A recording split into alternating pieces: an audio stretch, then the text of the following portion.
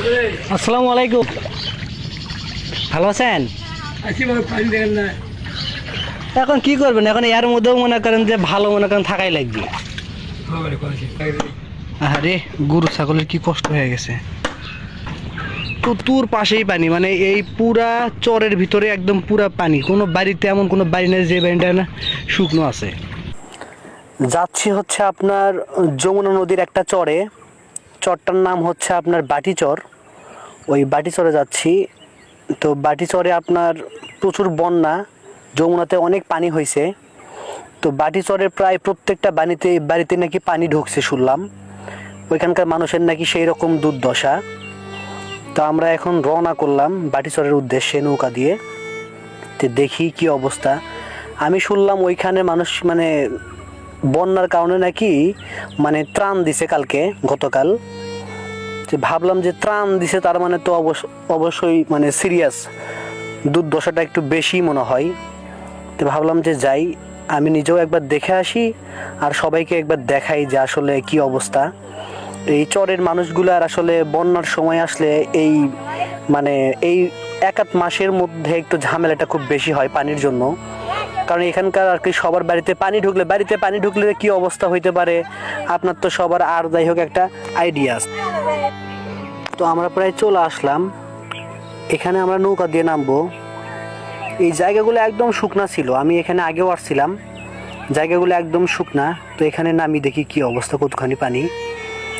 এই সব জায়গাতে এরকম পানি হয়ে গেছে, প্রায় হাঁটু পানি। ঘরের ভিতরেও নাকি পানি ঢুকছে আমি শুনলাম। তো দেখি কি অবস্থা।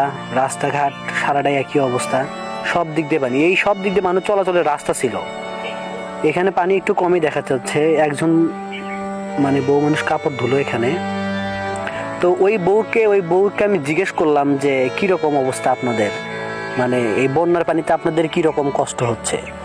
পরে ওই মানুষটা সুন্দর করে একটা মিষ্টি একটা হাসি দিয়ে বললো যে বাবা, এটা আমাদের কষ্ট না, এটা আমাদের আনন্দ।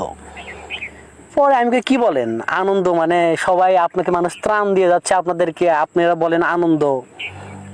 পরে বলতেছে দেখো, আমাদের নদীর সাথে আমাদের অনেক পুরান সম্পর্ক, নদী পানি এগুলোর সাথে আমাদের পুরান সম্পর্ক।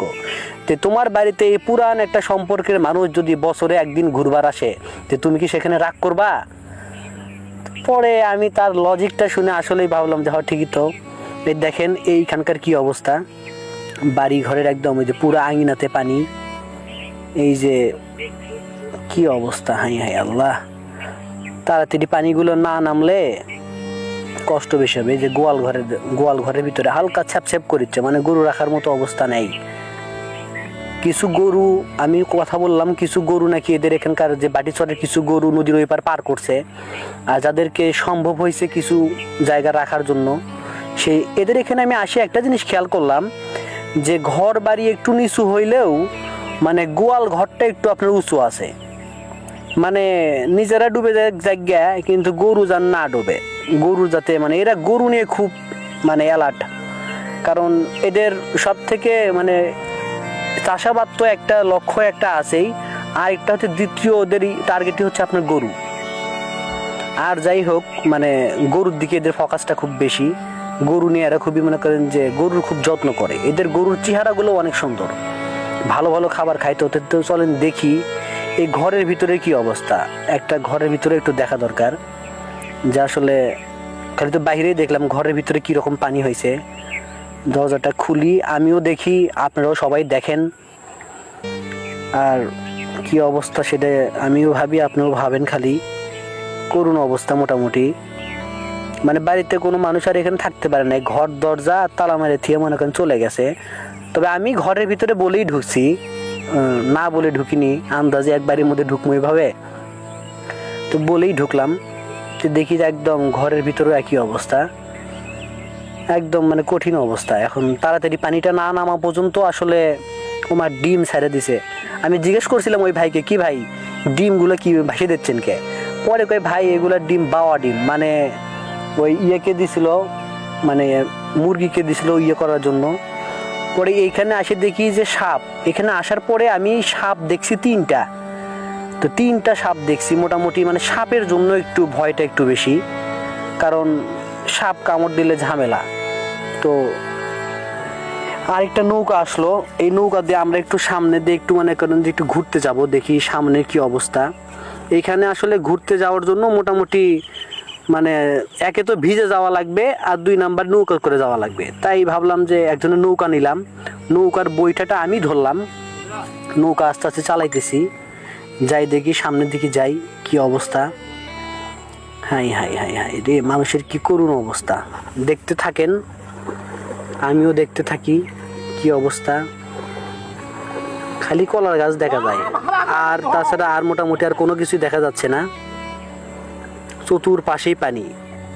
এখন যমুনা নদী মোটামুটি বিশাল বড়। একে তো যমুনা অনেক, আমরা জানি যে যমুনার নদীর গভীরতা অনেক কম।